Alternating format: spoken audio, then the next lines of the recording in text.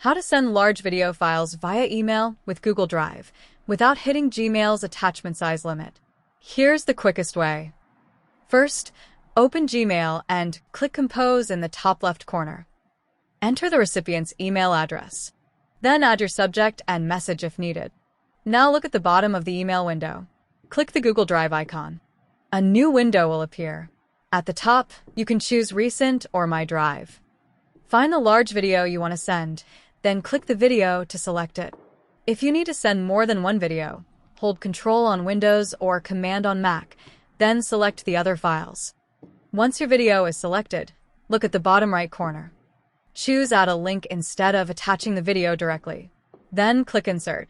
This adds the Google Drive video to your email without trying to upload the entire video as a normal Gmail attachment.